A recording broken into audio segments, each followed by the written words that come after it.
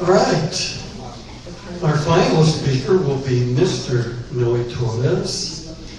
And Noe is an author, has written or co-written probably over 30 books about UFOs and other phenomenon. And he has appeared on the History Channel, the Travel Channel, Discovery Network, and other national media talking about his research and his books, which he's brought some copies of some of his books with him today. He has been a speaker at many national UFO conferences, including the International UFO Conference and the Roswell UFO Festival.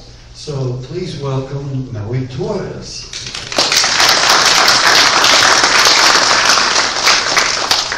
Thank you all very much. I'd like to share with you an interesting story from my latest book, which is called Terror on the Train, that I co-wrote with my friend and fellow author John LeMay. A few years back, I was speaking at the Roswell Museum's annual conference, and I ran into this dynamic young man that I later found out was an author in his own right. He had written a number of books about the history of the Southwest and the history of New Mexico. He was at that time a board member for the Museum for Southeast New Mexico, the History Museum for Southeast New Mexico. He later became president of the board and has remains to this day involved. He's very, very interested in historical events, and so he and I started talking.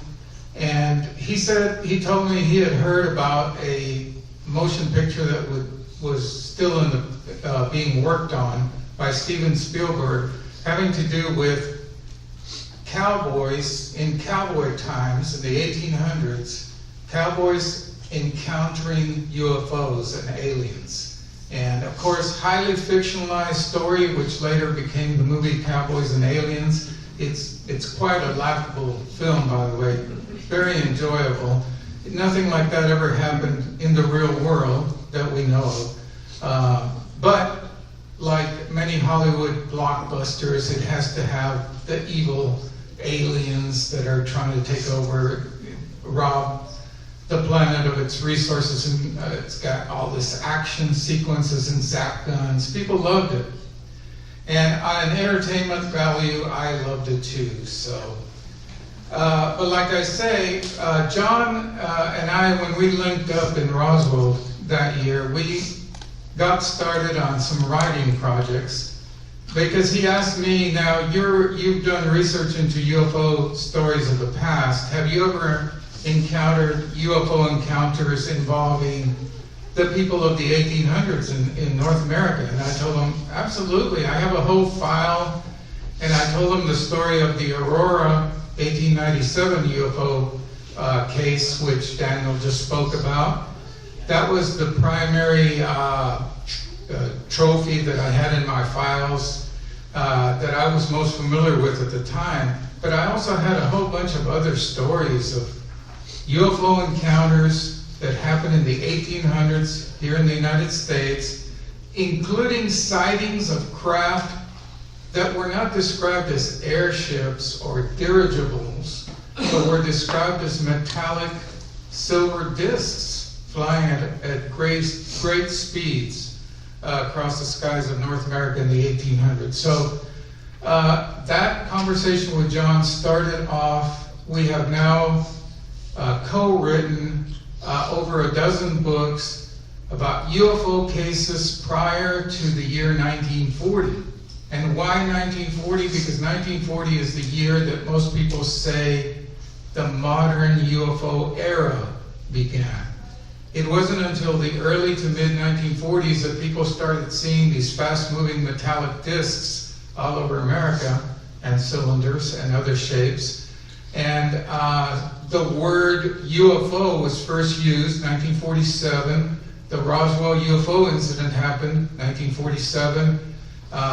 Many other cases stretched from the mid-1940s well into the 60s and 70s and continue through today.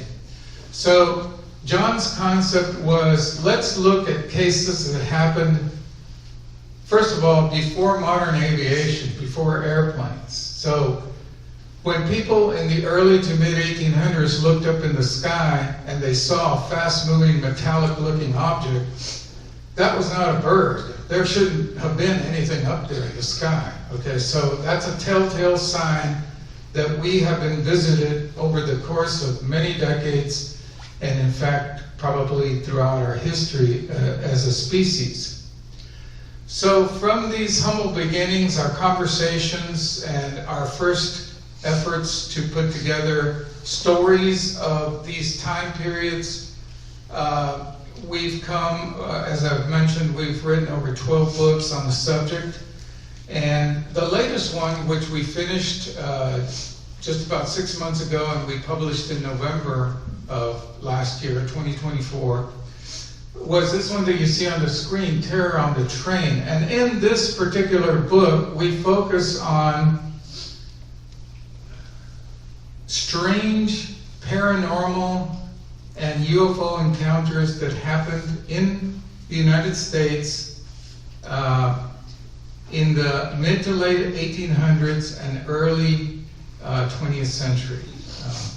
The story that I'm going to tell you today happened in 1911 in Columbus, Ohio. Now, this period, as I previously alluded to, was aviation, human aviation was just getting started. Airplanes were still kind of a rare sight, and there wasn't the air traffic that we see in our time, of course. So what I'm going to share with you is one chapter from our book, and let me get this clicker going and we'll get started here. Okay, I'm gonna share with you that the idea that aliens come to our planet, or these paranormal entities that we refer to as aliens, that they appear on the surface of our planet and that they take or abduct human beings and take them aboard their ship sometimes, perform experiments on them sometimes, and release them back sometimes, most of the times. The concept of ETs visiting Earth and taking people was not known in the 1800s and early 1900s. It was not known. It was not a concept that anyone at that time knew. So when the story that I'm going to tell you about happened, nobody called it an alien abduction. They wouldn't have known about aliens. They wouldn't have known about spacecraft.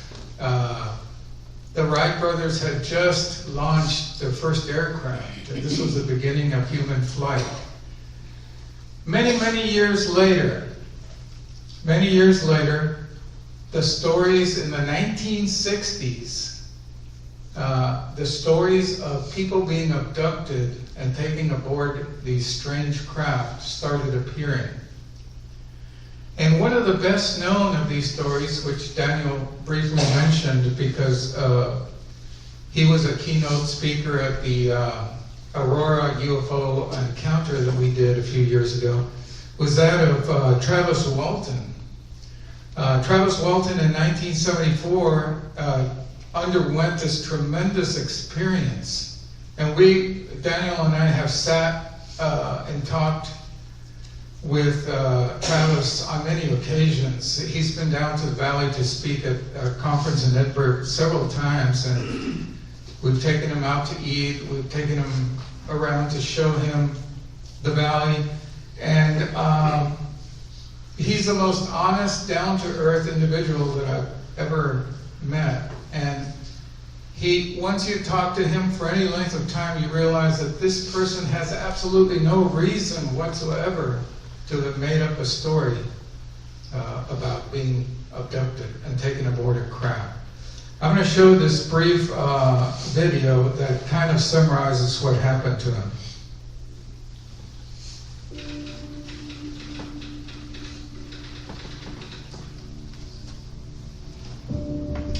It was just like a saucer just sitting in the air.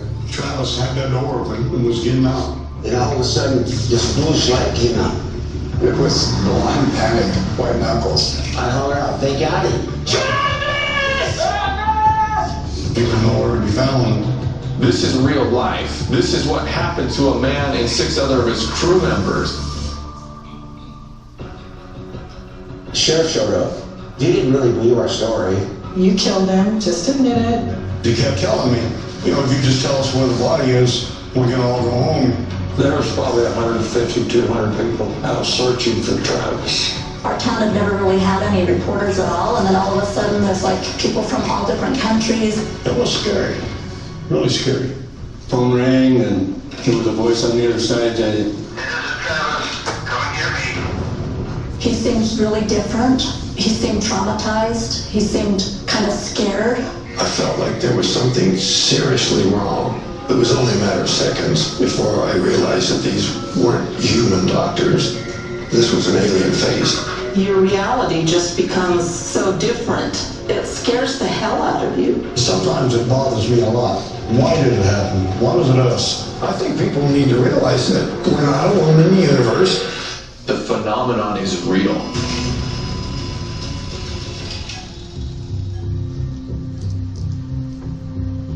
So, Travis's story was amazing. He was taken aboard this craft and he was held there for 5 days. And over the course of time, he has had different thoughts about his experience. He's constantly thinking about what happened to him. But the reason I bring it up is his is one of the best known worldwide, and he goes to speak all over the world about what happened to him. It's one of the best known stories that first materialized about a human being abducted by aliens or by these paranormal entities that we call aliens. But there was an earlier story which was probably the world's first major abduction story that happened in the 1960s, in 1961 in New Hampshire.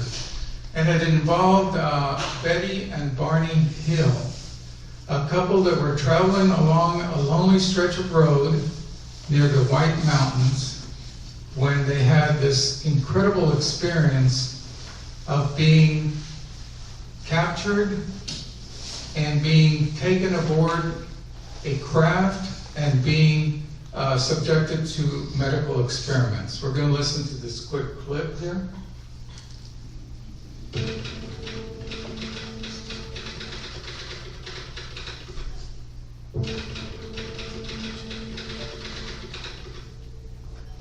You're going into a deep, deep sleep. Your eyes are getting heavy. We're going back to September 19, 1961. I'm Betty Hill, and my husband Barney and I were the first to be abducted by astronauts from another solar system. What makes the Betty and Barney case so extraordinary is they're the first Americans to claim to be abducted. It's the first time that hypnosis was used to regress people to recover those memories. Betty wanted to understand this and to unlock the secrets, if you will, of everything that happened. I don't know where we are. I don't even know how we got here. I was afraid I saw the men in the road. Men in the road. I was so afraid of my life. It seems pretty clear what the aliens were doing. It's a medical exam. They examined me, said the long needle. And they put it in my table. Do they keep coming back? Have they gotten what they want? Or is there a further motive? I believed we had seen and been a part of something different than anything seen before.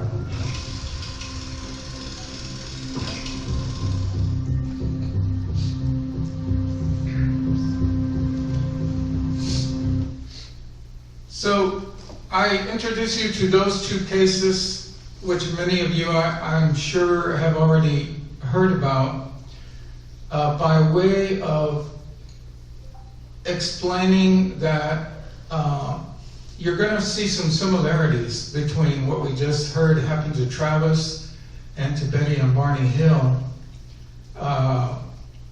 In the case that I'm going to talk about today, which happened a long time before either of these two cases. In the research that we've done on the early UFO cases of the 1800s and early 1900s, we ran across this amazing story about a lady who got on a train, and midway through her travel on the train, suddenly was just taken. And when she reunited with her family, when she finished her trip and apparently was brought back at some point, she had an amazing story to tell, which I'm going to be explaining today. So the abduction of Betty and Barney Hill in 1961 is commonly referred to as the first abduction experience in America that was reported, but in fact, 50 years earlier, 1911, this case that I'm talking about happened in Ohio, where a young woman was abducted, apparently from a moving train. My friend John LeMay and I worked on the book Early 20th Century UFOs, American Sightings, and we included this story. That was the first time we included the story of Idella Ford in our book. We did some years ago. And then since then, John and I have found additional information and documentation about the case, which I'm going to share with you today. So among the many UFO researchers, and this story, by the way, is not widely known outside of UFO research. It hasn't been put out in the media to the extent that Travis Walton's abduction and also Betty and Barney Hill's abduction has been. This is not as well known by any stretch of the imagination. But among those insiders, people who study UFO cases, who have looked into this very closely, was world-famous astronomer and UFO researcher J. Allen Hynek, who started off being highly skeptical of all UFO cases and working for the government to discredit reports of UFO encounters, and later became one of the most leading proponents in the world for the possible existence of UFOs. So he did a 180 during his life, as being a skeptic first and then becoming a proponent of UFOs. Well, in 1973, J. Allen Hynek received a letter from a 77-year-old lady, a retired Ohio school teacher named Elsie Fox Shirley. And she unfortunately passed away shortly afterward in 1980. But in this letter to J. Allen Hynek, one of the leading UFO researchers of the time, she disclosed an amazing story about her sister, whose name was Idella Fox Ford. She disclosed a story about Idella being abducted by aliens way back in 1911, 50 years before Betty and Barney Hill.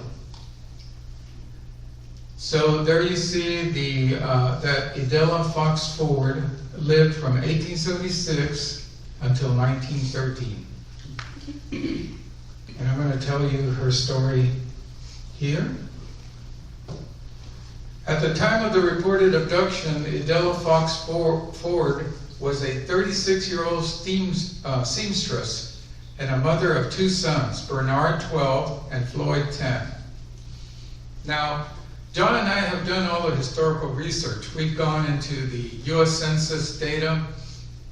We've gone into the historical documents of the time, and we have confirmed that Idella Fox Ford was indeed a real person, and that this incident, you're going to see documentation from various newspaper accounts that this incident really happened. She lived just outside of Piqua, Ohio, in Miami County, Ohio, and she had recently been divorced from Dr. Carl Ford of Broadway, Ohio, which is a nearby town, who was a doctor and preacher she had married in 1898. So you can see down here, I'm showing the information from the U.S. Census Bureau. Here's Adela, listed as a seamstress, dressmaker. And information about her son from a newspaper of the time. Adela Ford and 2 sons moved from Broadway last week to Piqua, Ohio. And that's from the Marysville, Ohio Evening Tribute, June 7, 1910. So all of this happened before this incident that we're talking about today. So, moving on, in the middle of May 1911, Adela boarded a train to go visit her grandmother, who lived 40 miles away in Broadway, Ohio. Conveniently, her grandmother actually in Broadway lived just across the street from the railroad depot, so Adela was planning to simply ride the rails until she got to Broadway, and then she could simply get off the train and walk the short distance to where her grandmother lived. So here is a picture of the station close to where her grandmother lived, Broadway, Ohio, kind of from the same period. And here is a station, picture of the station at Piqua, Ohio. And here's an artist's conception of what it might have looked like for her getting on that train. In a shocking turn of events, after arriving in Broadway, Adela stumbled into her grandmother's home in a state of extreme emotional and physical stress. She was at first reluctant to talk to anyone, even family members, about what happened to her.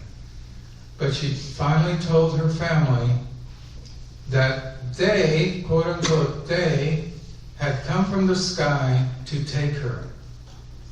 These strange, sinister beings totally unsettled her life for the remaining 2 years that Adela was alive. Here's an 1877 map of Broadway, Ohio. This shows the train tracks coming through town. And we were unable to uncover the exact address of the home of Adela's grandmother, but we imagine it was somewhere close to the terminal.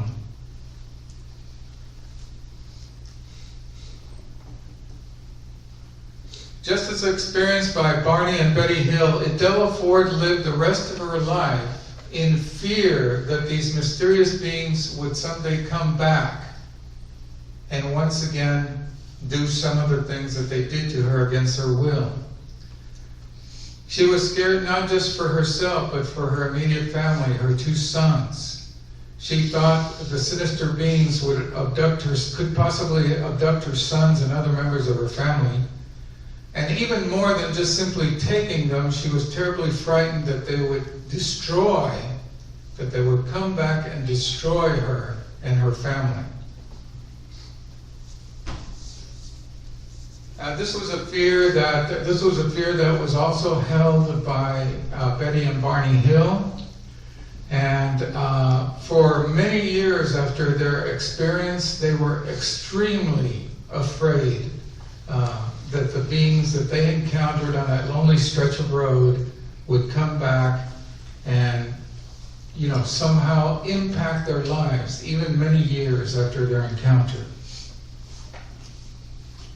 In addition to the bizarre account of beings from the sky, she called them beings from the sky, Adela also had strange marks in her body that apparently resulted during her, quote, abduction. First, something very hot had seared her face. There was a mark of something having seared her face. And her tongue was strangely swollen. But also very interesting, I found, was on her calves were 3 indentations that seemed to have been made by a hand with only 3 fingers. So, we have all heard the stories of these medical experimentations that are conducted by these beings. And by the time, of course, we started the Edinburgh UFO conference, both Betty and Barney Hill had unfortunately passed away, but we had their granddaughter, Kathleen Martin, as one of our speakers a few years back, and she had amazing insight into how frightened her aunt and uncle were, even many years after the event that they experienced. And by the way, the so-called gray aliens, you often see them depicted as having only 3 fingers and 1 thumb on each hand. So there were those marks of what looked like 3 fingers upon her calves, according to the information from this case. Now, right after this incident happened, Idella was so upset and distraught that her grandmother, who lived in Broadway, Ohio, called her mother to come at once. Idella and her son raced to Broadway from Delaware, Ohio, 14 miles away, as quickly as they could by horse and buggy. At the same time, one of Idella's other brothers traveled to Idella's home to look in on her 2 boys. Ida asked them if their mother had seemed upset when she left, but they said she seemed fine and happy when she boarded the train. So everything was fine and normal back when she got on the train. And then by the time she got to Broadway, Ohio, where her grandmother lived, she was just a wreck, a physical and psychological wreck, telling the story that they had come from the sky and had taken her.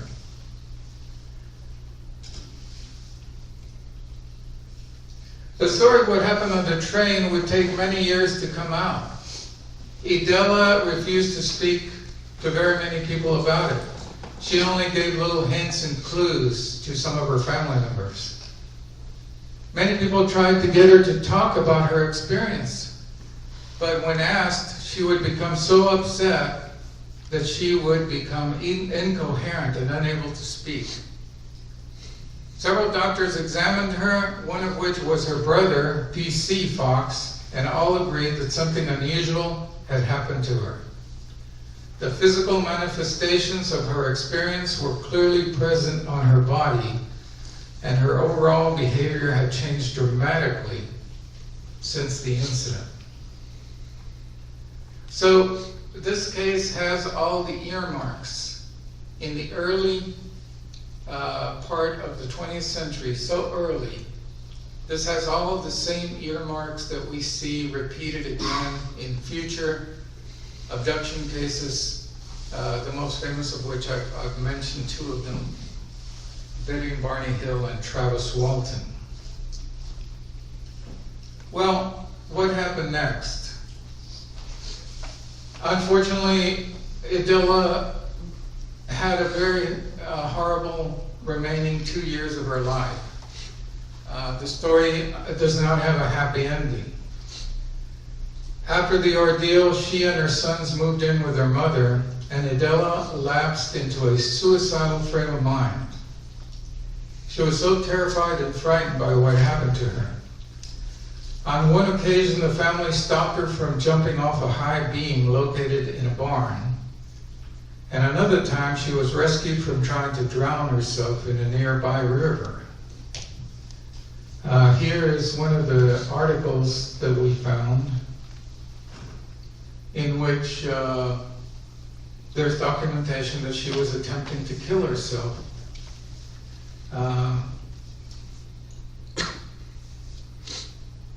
In this article, by the way, part of it says that her mind is thought to be unbalanced by domestic troubles, which have extended over a period of several years.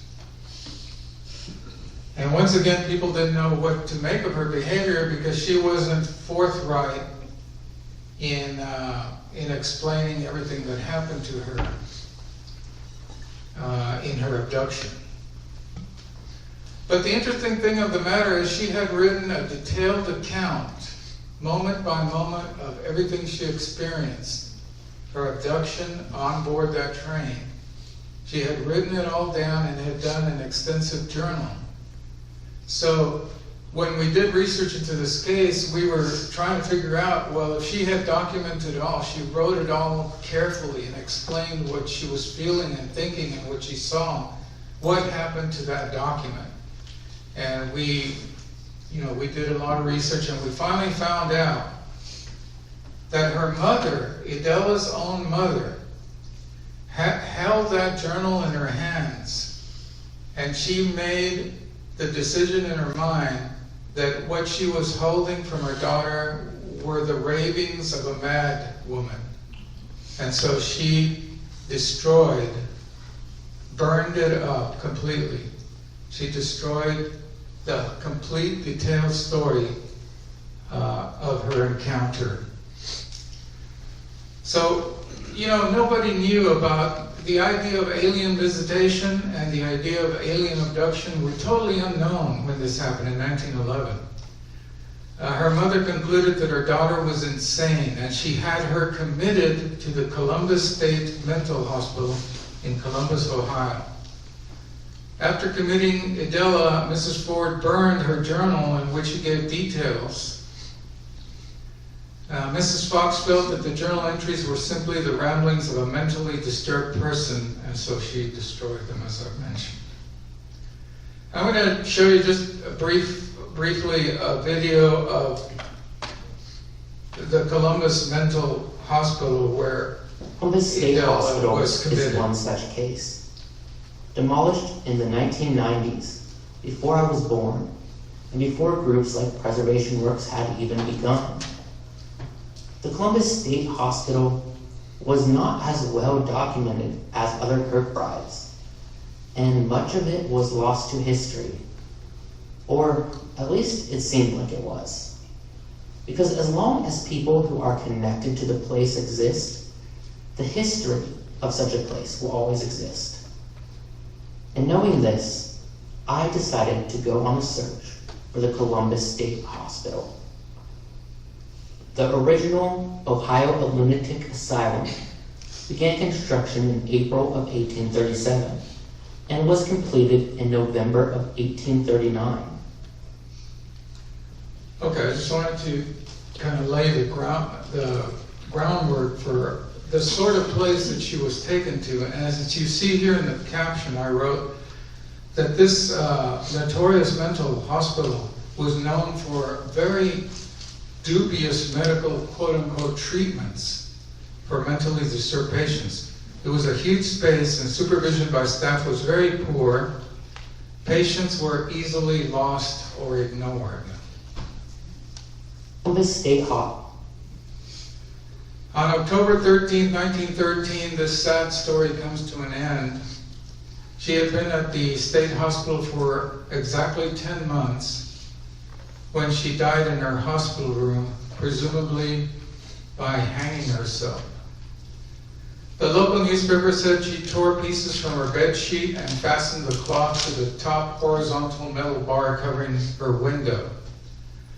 A report in a local newspaper said standing for several hours with her face pressed against one of the windows, Miss Idela Ford was seen by many patients in attendance Monday. Not knowing, however, that the woman was dead, no particular attention was paid to the fact that she stood in the window, apparently looking out. Her lack of movement finally led hospital staff to enter her room and find her body. Not mentioned in any of the obituaries that we found in various newspapers was the fact that she had claimed to have been taken by these others while on that train trip. Obviously, her story was clearly considered to be the ravings of a deranged person.